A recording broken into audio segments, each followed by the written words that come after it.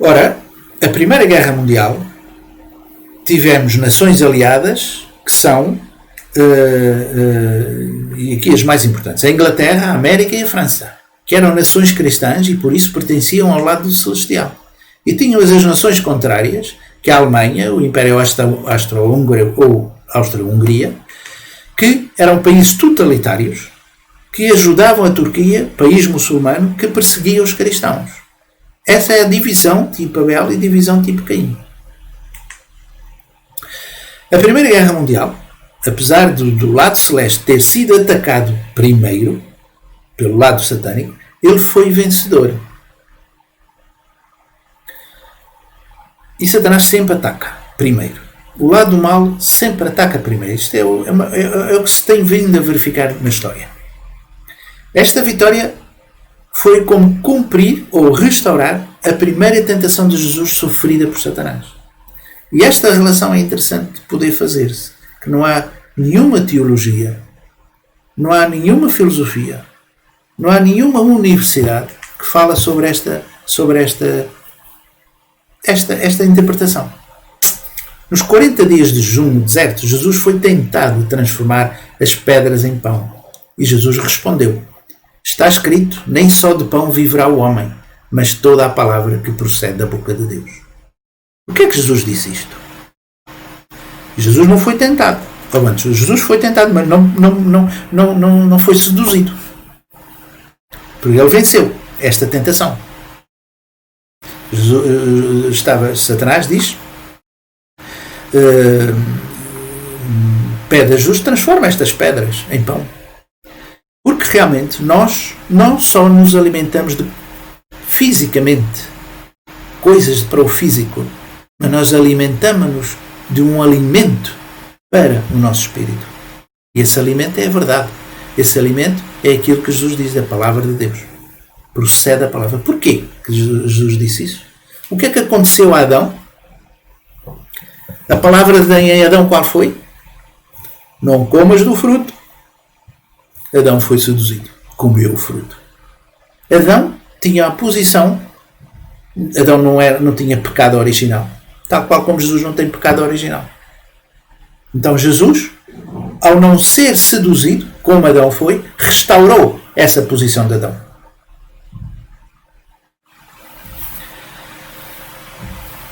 Foi a razão, digamos, podemos considerá-la como a vitória da Primeira Guerra Mundial, que tem o lado de Satanás e o lado de Deus em luta, e que a vitória de Jesus, das três tentações vencidas por Jesus, predizem no futuro, nos dias de hoje, a vitória de Deus sobre o mal. A palavra de Deus é alimento necessário para revitalizar o ser humano, que só poderá conseguir num ambiente livre de totalitarismos. Nós não podemos crescer debaixo de pressão corrupta. Com a vitória da Primeira Guerra, a democracia surgiu para pôr termo aos regimes monárquicos autoritários e assumir-se como um sistema político final, a democracia, com a missão de restaurar a soberania de Deus ao nível do estado de formação. Essa Primeira Guerra consideramos que será o estado de formação da vitória de Deus sobre o mundo. Quando diz vitória de Deus sobre o mundo dominado pelo mal, dominado por Satanás. É o estágio de formação. Tal qual como dissemos nos primeiros vídeos, o homem cresce e desenvolve-se em 3 estágios, em 3 etapas. O estado de formação, o estado de crescimento e o estado de aperfeiçoamento. Portanto, a Primeira Guerra Mundial é uma vitória do lado de Deus que corresponde ao estado de formação. A Segunda Guerra Mundial foi uma guerra na qual foi estabelecida a fundação vitoriosa da democracia, pela vitória sobre o totalitarismo fascista agora. Do lado celeste tínhamos os Estados Unidos, a Inglaterra e a França. Eram nações cristãs, democratas, que representavam o lado de bem, o lado de Deus. Do lado do mal tínhamos os países A Alemanha, o Japão e a Itália eram nações totalitárias, fascistas e opostas ao cristianismo. Esta Segunda Guerra Mundial foi vencida pelas forças do lado celestial e, deste modo, foi estabelecida a fundação para restaurar a soberania celestial nos estados de crescimento. E isto tem a ver com a segunda tentação de Satanás. Do ponto de vista mais interno, foi a condição para restaurar, a nível mundial, a segunda tentação de Satanás, a Jesus. Quando Satanás desafiou Jesus a atirar-se do templo, significou que ele queria usurpar a posição de Jesus como Senhor do templo, induzindo Jesus a atirar-se dessa posição e, dessa forma, se Jesus se atirasse, destruía, Jesus morria. Mas Jesus responde: não tentarás ao Senhor teu Deus. Jesus colocou-se numa posição de autoridade perante Satanás. O que é que aconteceu com Adão? Ele foi seduzido. Come do fruto, porque tu saberás todas as coisas da criação. Deus é que não quer que tu saibas tanto. Portanto, foi seduzido. E ele diz: não tentarás ao Senhor teu Deus. Jesus diz: não tentarás ao Senhor teu Deus. Portanto, ele restaura a autoridade que Adão e Eva perderam no princípio. Portanto, ao não ser seduzido, ele ultrapassou a posição de Adão e Eva e restaurou essa mesma posição. Porquê que restaurou? Qual era a função dos anjos? A função dos anjos era servir os filhos de Deus. Originalmente os anjos foram criados para serem governados pelos seres humanos. Está aqui em Hebreus 1,14. Pode fazer entender isso. Portanto, com esta tentação superada, o desenvolvimento da democracia e a multiplicação do cristianismo sob a autoridade e inspiração de Deus podia mais facilmente desenvolver-se. Adão e Eva, ao serem seduzidos, o que é que multiplicaram? Multiplicaram a maldade. Não multiplicaram a bondade. Então, nesta situação, Jesus, ao não ser seduzido e ao ser vitorioso, ele sobrepôs-se a Satanás, proporcionou a multiplicação, neste caso, a multiplicação do bem. Não quer dizer que o mundo se tenha multiplicado em bem, mas proporcionou o desenvolvimento da democracia, que é a base para uma melhor governação. Portanto, com esta tentação superada, desenvolveu-se a democracia, a multiplicação do cristianismo sob a autoridade e inspiração de Deus. Neste sentido, o lado do mal deve submeter-se ao lado do bem e permitir a multiplicação e desenvolvimento do cristianismo, que foi o que aconteceu. Com o desenvolvimento da democracia, a multiplicação do cristianismo sob a autoridade e inspiração de Deus podia mais facilmente desenvolver-se. Porquê? Foi a partir da Segunda Guerra que se desenvolveram as organizações mundiais, promovendo o sentido ou o espírito fraternal ou fraternidade mundial. A Liga das Nações, depois a ONU e outras organizações preocupadas com a cooperação internacional e o bem-estar comum. Organizações políticas, organizações sociais, organizações que tomam conta, enfim, do bem-estar da saúde, organizações até militares, tudo isto, e as militares foi precisamente para defender ou defender-se do mal, tudo isto começaram a multiplicar-se graças à segunda vitória de Jesus há 2000 anos, com a segunda tentação de Satanás. A Segunda Guerra Mundial proporcionou essa vitória graças a essa não sedução de Jesus. Estamos a receber os benefícios da vitória de Jesus. Mas Jesus, ao ser tentado, que significado pode ter isso? E esta interpretação não a encontram em lado nenhum. Esta interpretação não a encontram em nenhuma universidade teológica. Não a encontram em nenhuma universidade filosófica. Em nenhuma universidade da história. Nenhuma universidade. Será que Jesus, ao ter vencido aquelas tentações, é somente para nos transmitir o exemplo de homem, um homem de caráter? Somente isso? Não. Jesus restaura as falhas de Adão e Eva com essas tentações. Restaurou essas mesmas falhas. E ao restaurar essas falhas, prediz-nos o que no futuro como Deus pode ser vitorioso. Portanto, a Terceira Guerra Mundial aconteceu? Não aconteceu. Aliás, a Terceira Guerra Mundial pode ter outro tipo de desenvolvimento. Nós hoje conhecemos. E, ultimamente, podemos entender que guerras biológicas podem acontecer. Esta situação, agora com as quarentenas que nós temos vindo a ter, pode-nos fazer entender que a Terceira Guerra Mundial pode não ser uma guerra militar. Pode ser ter outro tipo de cariz. A terceira tentação de Jesus. Depois o diabo levou a um monte muito alto, mostrou-lhe todos os reinos do mundo e o seu esplendor, e disse: Jesus, eu te darei tudo se te prostrares e me adorares. Diz Satanás a Deus. Porquê é que ele diz isto assim? Tudo isto te darei se te prostrares e me adorares. Está a tentar corromper Jesus.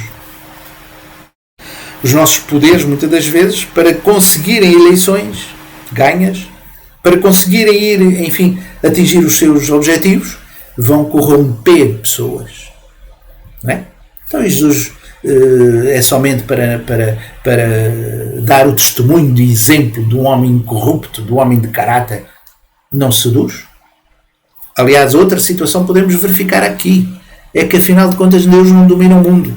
Quem domina o mundo é Satanás. Porque se não fosse Satanás, ele não dizia: eu dou todo este mundo. Se tu me adorares, eu dou todo este mundo. Tudo é teu, tu podes fazer o que entenderes. Então significa que ele domina. Porque senão não pode oferecer. Porque domina, ele pode oferecer. Então Jesus diz: retira-te, Satanás, pois está escrito: adorarás o Senhor, o teu Deus, e só a Ele prestarás culto. Esta foi a resposta. E esta resposta vai fazer com que ele tenha o domínio sobre Satanás. Mas ele morreu. Para que vale essas três tentações vencidas? Morreu. O ponto de vista mais interno, a terceira tentação vencida de Satanás a Jesus representa ou prediz a vitória da soberania de Deus sobre Satanás, refletida a quando o Senhor da segunda vinda vier. Ou seja, a Terceira Guerra Mundial será vencida pelo lado de Deus. O sacrifício de Jesus, a não subjugação de Jesus a Satanás, tem repercussões de futuro.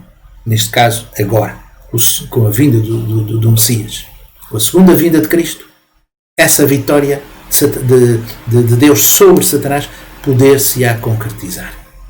Graças ao sacrifício de Jesus e graças a ele ter sido vitorioso sobre Jesus e ganhou a autoridade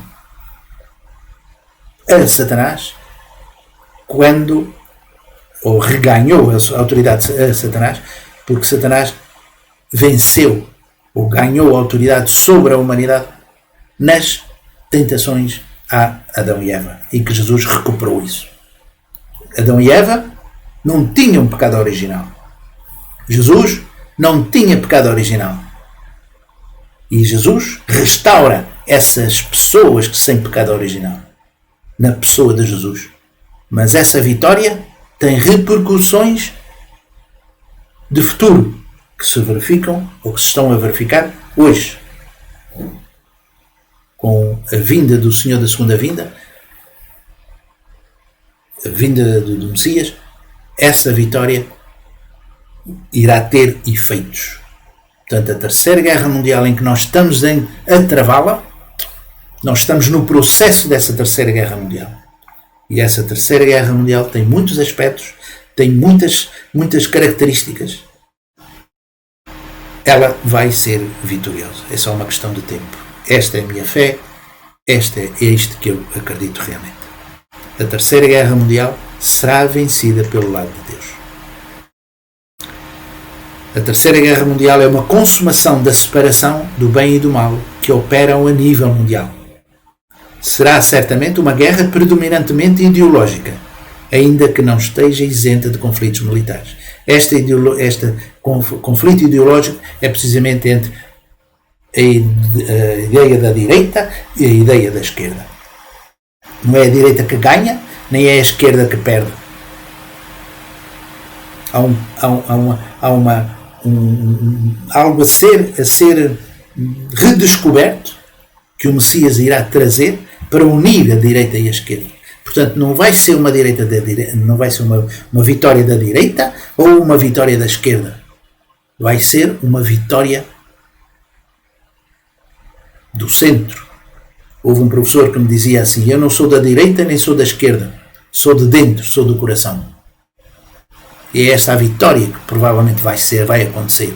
Não é a vitória da direita, aqueles que acreditam em Deus, nem a vitória da esquerda, que não acreditam em Deus, mas vai ser a vitória do verdadeiro amor. E o verdadeiro amor parte do coração e une os dois irmãos que afinal somos. Quer sejam os da direita, quer sejam os da esquerda, são irmãos que necessitam de perceber porque existem e necessitam como harmonizar-se.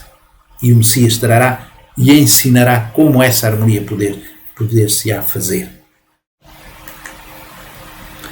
Portanto, é da vontade de Deus vencer Satanás, ideologicamente e com o mínimo de conflitos externos possíveis. Contudo, a história mostra que Satanás sempre procura destruir fisicamente aqueles do lado de Deus. A Terceira Guerra Mundial ocorrerá de acordo com estas duas correntes ideológicas, os materialistas e os espiritualistas. Como é que eles vão encarar as suas responsabilidades? Ok? Não esquecendo, Satanás sempre mata, sempre destrói aqueles do lado de Deus. Sempre destruiu profetas. Sempre destruiu as pessoas que nós hoje no mundo dizemos pessoas santas. Sempre procurou eliminá-las. Sempre procurou difamá-las. Sempre procurou fazê-las sofrer. E temos como centro da história Jesus, que acabou por ser morto. Esta é a atitude que Satanás toma. E nesta atitude nós devemos nos defender dela. E devemos nos defender, provavelmente, com as armas com que ele nos ataca. Isto não significa não amar. Não. Significa apenas que nós devemos dignificar o nome de Deus. Significa que devemos defender e construir o reino de Deus. E quando atacado devemos defendê-lo. Mas só defendê-lo. E mostrar porque o defendemos. Mostrar na prática porque o defendemos. Para tocar no coração daqueles que não acreditam. Ou daqueles que estão na posição contrária. Porque são também, eles têm natureza original, também eles têm um coração de amor. É preciso fazê-los mostrar. É uma responsabilidade dupla daqueles que estão do lado da Bela.